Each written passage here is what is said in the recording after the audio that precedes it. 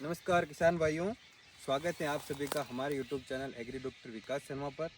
आज की इस वीडियो में अपन बात करेंगे गेहूं की फसल के बारे में। गेहूं की फसल जो आप देख सकते हैं कि लगभग 70% पौधों के अंदर बालियाँ निकल रही हैं, 30% के अंदर 2-5 दिन में निकल जाएगी। तो बहुत सारे किसान भाइयों के अंदर ये सवाल रहता है कि इस समय पर अपन क्या खाद डालें, कौन सा स्प्रे करें। तो आज की इस वीडियो में अपन इसी के ऊपर बात करेंगे। किसान भाइयों, आपने बुआई के वक्त कौन सा खाद डाला, पहली सिंचाई के अंदर कितना यूरिया दिया, वो सारी बातें अब आप पीछे रहने दो। अब अपन इस स्टेज के ऊपर कौन सा खाद डालें ताकि और कौन सा स्प्रे करें, इसके अलावा कौन कौन से नुकसान होने के अभी इसके अंदर चांस है, कौन सी बीमारियां रोग आने के चांस हैं, उससे अपन कैसे बचें ताकि अपना जो पैदावार हो वो लगभग 17 से 18 कुंटल प्रति बीघा हो जाए। साथ ही अपनी जो ये बालियाँ आए, ये बालियाँ पूरी लंबी साइज़ की आए। जैसे अपन अच्छा बीज लाते हैं, अच्छी खेत की तैयारी करते हैं, अच्छी कंपनी का अगर बीज लाते हैं तो अपने को अच्छा केयर एंड मैनेजमेंट करना पड़ेगा। तो ये से सारी बालियाँ अच्छी साइज़ का है, अंदर आए, ये लगभग मतलब एक ही समय पर लगभग सारी बालियाँ निकल जाए तो आगे जब पकेगी तो भी अपनी पैदावार में अच्छा प्रॉफिट होगा। इसके साथ ही जो दाना बनेगा वो भी दाना चमकदार, वजनदार और मोटा दाना बनेगा ताकि उसकी जो मार्केट में रेट मिलेगी वो भी अच्छी बनेगी। तो सीधे पॉइंट की बात यह है कि अभी इस स्टेज के ऊपर अपन क्या करें। तो ये जो स्टेज है, इस समय किसान भाई जो पारंपरिक किसान हैं वो लगभग 10 से लेकर 15-20 किलो प्रति बीघा के हिसाब से इस समय यूरिया छिड़कते हैं। तो यूरिया की इस समय नाइट्रोजन की ज़रूरत भी है, छिड़कना भी चाहिए।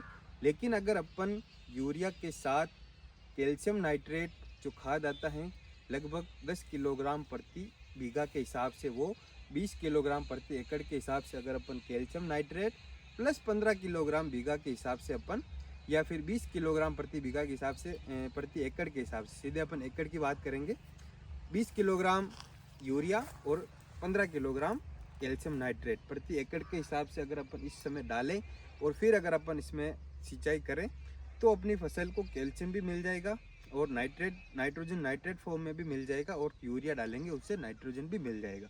इससे क्या होगा कि ये किसान भाई यहाँ पे ये देख सकते हैं, ये ये पौधा है, इसके ऊपर की जो ये पत्ती रहती है फ्लैग लीफ, चौड़ी लीफ, ये स्टेज काफ़ी ज़्यादा इसके अंदर प्रोडक्शन के अंदर इम्पोर्टेंट रहती है। अगर इस समय अपन ये जो पौधा लिया मैंने, इससे ये बालियाँ भी अभी निकल रही है।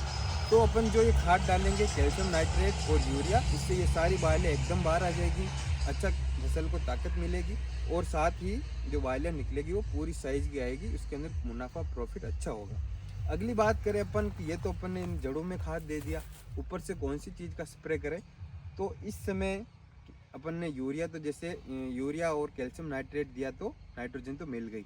अब ऊपर से अपने को देना है फास्फोरस और पोटास। तो अपने को लगभग NPK लेना है 05234 ग्रेड का, और उसके अंदर एक अपने को मिलाना है बोरोन। बोरोन लगभग 200 ग्राम प्रति एकड़ के हिसाब से लेना है, और अपने को लगभग 100 ग्राम प्रति एकड़ के हिसाब से जिंक लेना है जो कि पाउडर फॉर्म वाला आता है। ये तीनों चीज़ें अपने को मिक्स करके अपने को एक स्प्रे करना है। जब सिंचाई अपन ने यूरिया जो खाद छिड़कने वाला था वो दे दिया, उसके बाद सिंचाई कर दी, उसके 2-4 दिन बाद जब खेत में घूमने लायक नमी बच जाए तब अपने को इन तीनों चीज़ों का मिक्सचर करके अपने को स्प्रे कर देना है।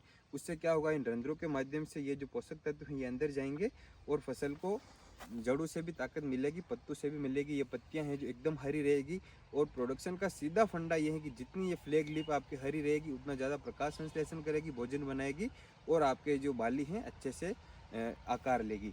अब एक चीज़ इस समय और करती हैं कि आप खेतों में घूम के देखना कि इनके पत्तों के ऊपर, जैसे ये खेत एकदम फ्रेश है, इसके अंदर कोई फंगस का अटैक नहीं है, लेकिन बहुत सारे किसानों के इस समय ये शिकायत आती है कि इनके ऊपर पीली फंगस जम जाती है, दानेदार पाउडर जम जाता है। तो वो उसको येलो रस्ट बोलते हैं, पीली रतुआ, अलग अलग भाषा, अलग अलग एरिया में अलग अलग इसको नाम से पुकारा जाता है।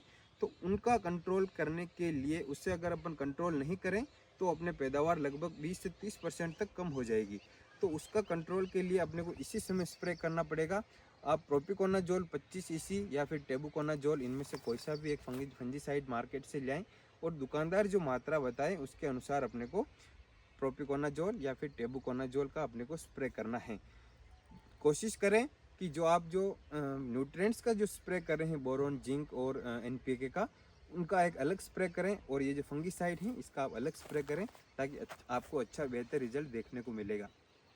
अगला पॉइंट है, इस समय अपन किसान भाई खेत के चारों तरफ घूम के चले जाते हैं, देखते हैं फसल अच्छी है, लेकिन मेरी सलाह है कि आप खेत के अंदर घूम के देख के आएँ कहीं चूहों ने आक्रमण तो नहीं कर रखा है। चूहे क्या करते हैं कि वो ये जो पार्ट रहता है उनको काफ़ी स्वीट लगता है, तो वो काट काट के ये आपके वहाँ पे ढेर कर देंगे, और लगभग आपके बीघे में 1 से लेके 2 कुंटल तक अगर चूहों का नियंत्रण ना किया जाए तो चूहों से नुकसान हो सकता है। तो इसके नियंत्रण के लिए जिंक फॉस्फाइड मार्केट में टेक्निकल नाम आता है, जिंक फॉस्फाइड की पुड़की लेके आए आप, पुड़िया।